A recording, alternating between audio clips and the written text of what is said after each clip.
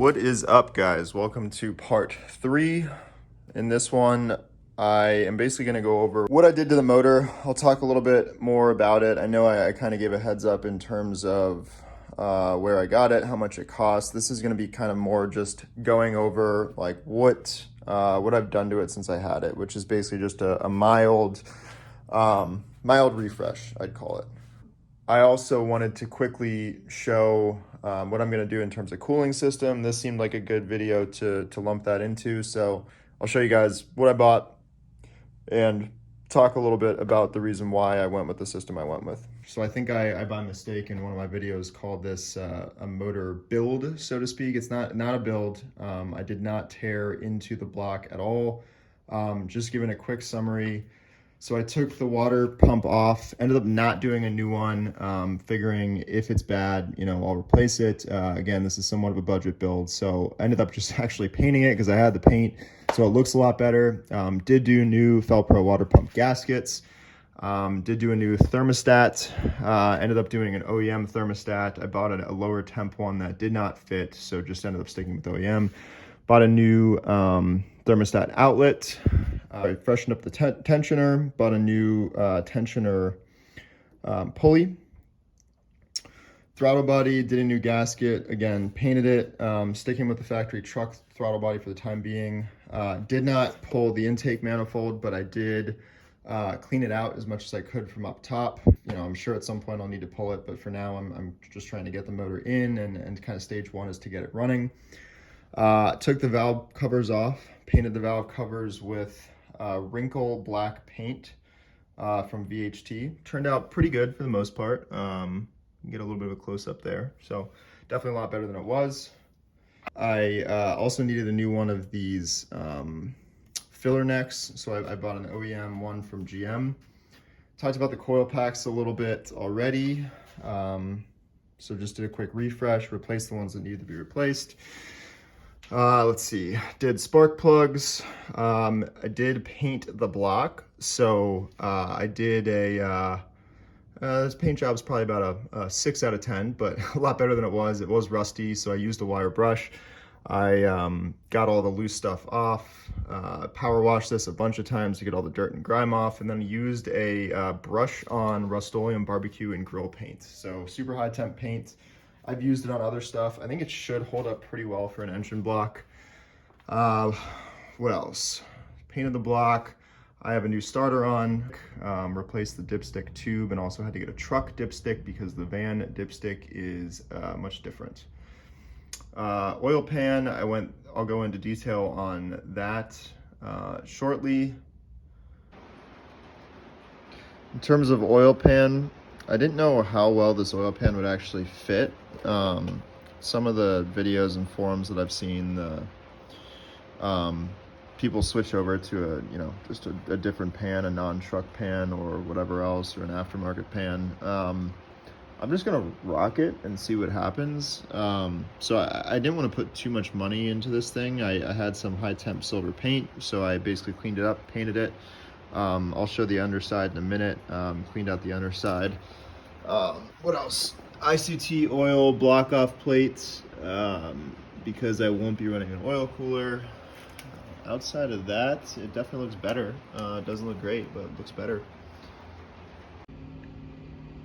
All right, oil pickup tube is installed after cleaning it and whatnot. So got these 2 bolts torqued to 18 pound-feet.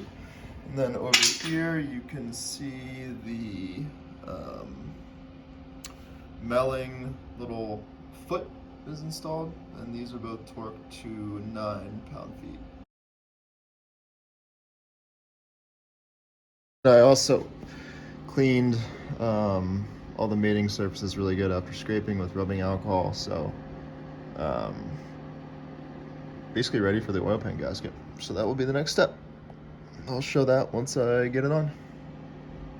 That is the bulk of it. So pretty mild, what I'll call a refresh. I don't even know if you could call it that. Primarily gaskets, primarily painting, cleaning, freshening things up.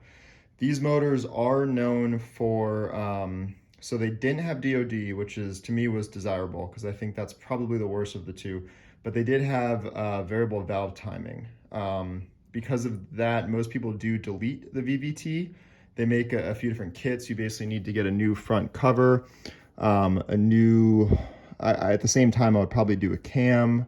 You need a new cam gear as well. I think there may be a few other little bits and pieces in there. They make, like I said, they basically make a kit. I thought about doing all that at once, but again, I think stage one is going to be getting this thing in, getting it running. If for some reason there's an issue and it, you know, I can justify it, if it's not running properly, or I know there's an issue with the VVT, once I get it in and get it started up, then I would probably go through the process and end up just doing a cam at the same time. But until then, I'm hoping that things are still okay with the VVT, and I can at least get some miles out of this thing before I go to stage 2, which will likely be a cam and then the VVT delete and anything else I would need to do while I'm in there. So that's kind of a quick summary on the motor. I'll go into more detail on a few things in a minute. I also put all of the hardware through the process that I kind of came up with to refresh it. So I'll show that process here. So this has been my process for taking care of bolts on this motor. This motor, I think I mentioned before, it was pretty grimy. It came from a junkyard. I think the vehicle had been in, it was basically like a school bus that had been in Delaware for a long, I think most of its life. So long story short, bolts were all grimy. They were kind of rusted. Paint was chipping off, just looked like crap. Instead of buying new bolts, I decided to try and resurrect them. So this has been my process. First I tried vinegar, it didn't work great. Did some research and found this stuff, this Evapo-Rust. Super cool product. You can soak whatever is rusted, various types of metal, well, rusted or oxidized. And it's safe for your skin, which I really like. So if you get it on your hands, whatever else, you don't have to worry. So I've just been putting some of that in a mason jar. This stuff is really gross, but it's reusable too. So it's normally like a neon green. That's black because it's been used pretty hard. So these are the oil pan bolts. These soaked for probably about 2 days in there. So they were, it's hard to focus here, but they were grimy and rusty and gross. You can see here's one with, you know, a little bit of rust still kind of in the corners, but these look a lot better than they did. And then what I've been doing is using my trusty makeshift grinder, which is a crappy Harbor Freight drill because I don't care if I break it, clamped down with a wire wheel on it. And then I've just been polishing them once they come out of the Evapo-Rust. So these are, you know, these are some finished ones here on the left side.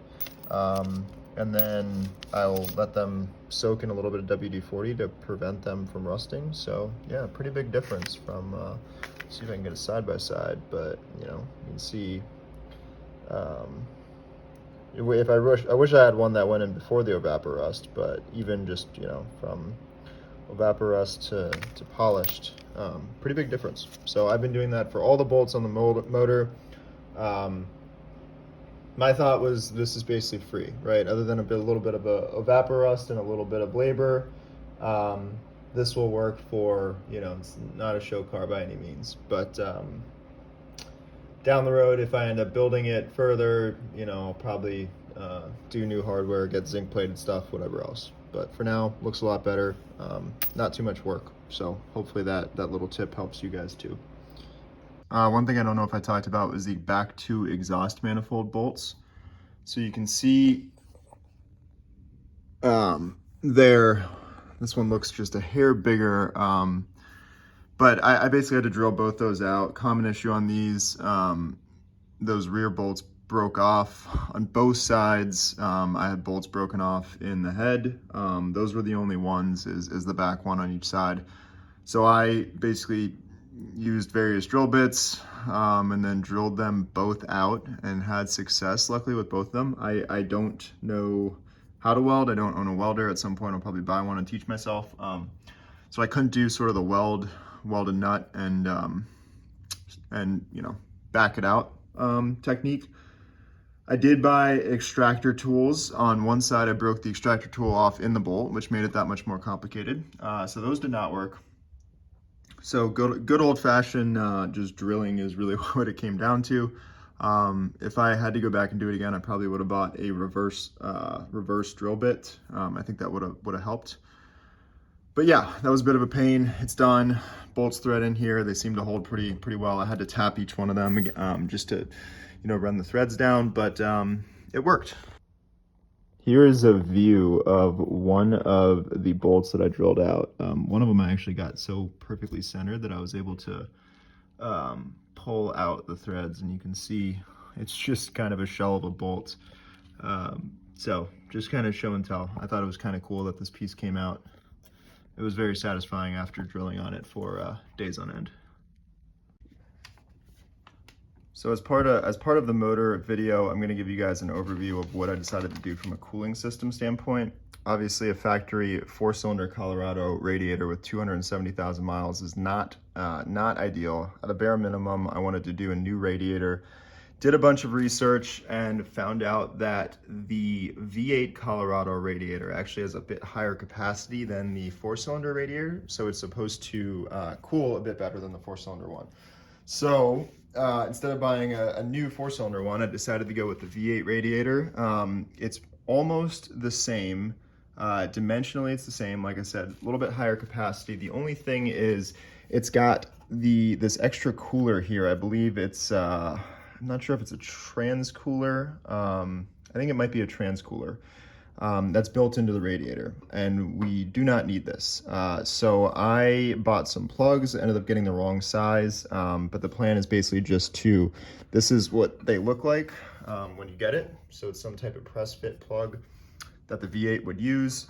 You screw these out, and then you can see that just a normal plug will fit in there. So I bought some, like I said, that did not fit, and need to get ones that fit. So I will circle back once I have those and I show those installed.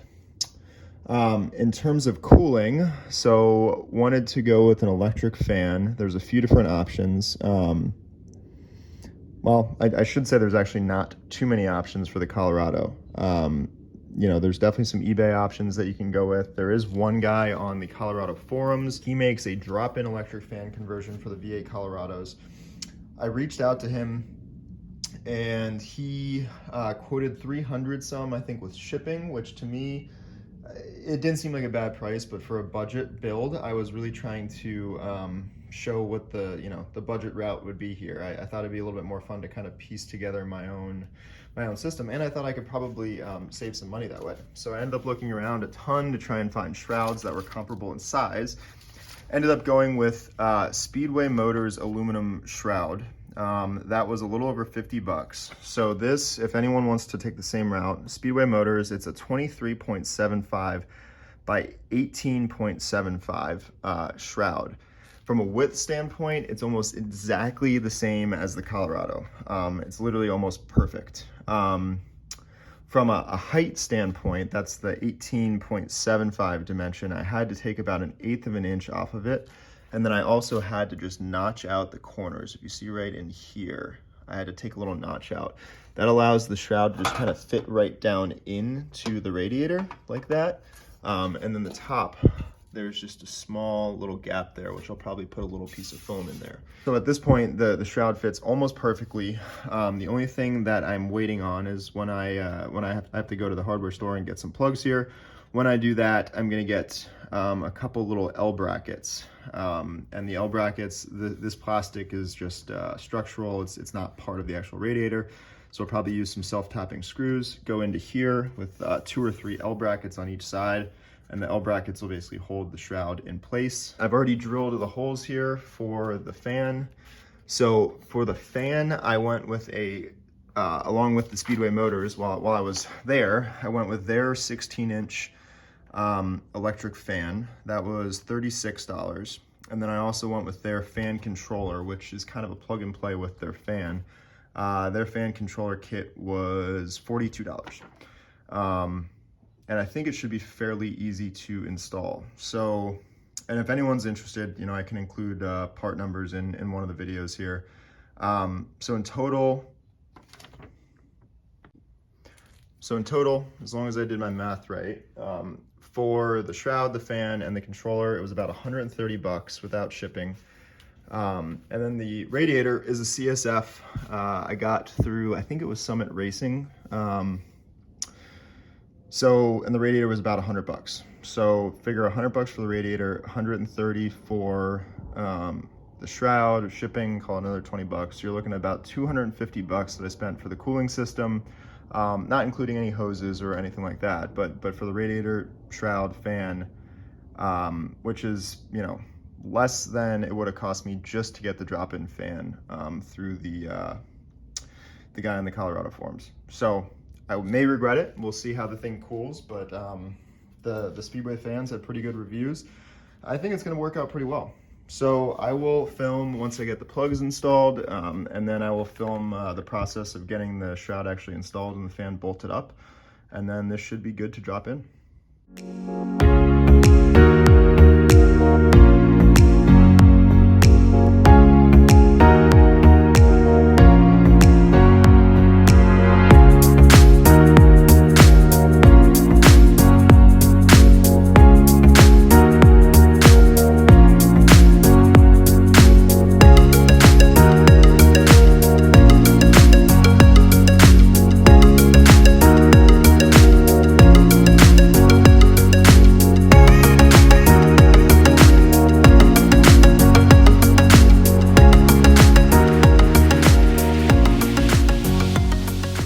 Talked about this a little bit earlier.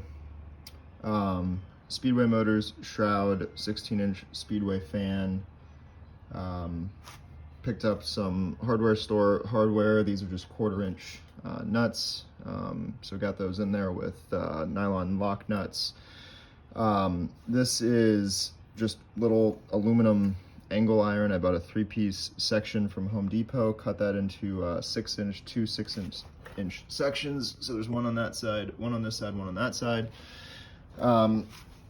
Attached them to the shroud with some machine screws, and then just did a couple actual regular screws into the plastic side piece here. This is basically just a bracket, so there's no risk of the screw going into the radiator. I already checked from the bottom, and there's, you know, a lot of clearance there. So that's the solution for the bottom. For the top, I used the factory Colorado little hook mount, not sure exactly what you call that. Basically drilled holes into the side of the shroud, took I think it's an M6 bolt, had a couple of these laying around, put the M6 bolt through, tightened it from this side with a nut so that the bolt was solid, and then hit it on this side with a locking nut and a washer. This thing, I actually put these two in first, this one on that side and that one on that side, and I could actually pick the whole radiator up by the shroud without even these bottom brackets connected. So just doing this top, because the shroud is actually sandwiched down in here into like this lip on the radiator, was enough to hold it. And then this to me is just kind of bonus. So this thing is super solid now, absolutely not going anywhere. Fan is very solid mounted on there. I think this is going to work well. From a clearance standpoint, the shroud, like I mentioned before, is almost perfect. At the top, it's just barely touching the top of the radiator there. So I really don't think there's going to be much efficiency loss with that little gap. But if I want to, I can put some foam in there to seal that up. So that is it for the radiator. At this point, this thing will just sit to the side. The only thing I do have left is figuring out these plugs. I realized that I probably don't even need to plug them. I don't think it's for trans fluid, right? So I don't think there's any risk of these things leaking, but I am gonna put plugs in there. I think it'll just look cleaner if the whole thing's kind of capped off. So still looking for plugs that will fit. The ones that were suggested on the forums didn't quite fit, but.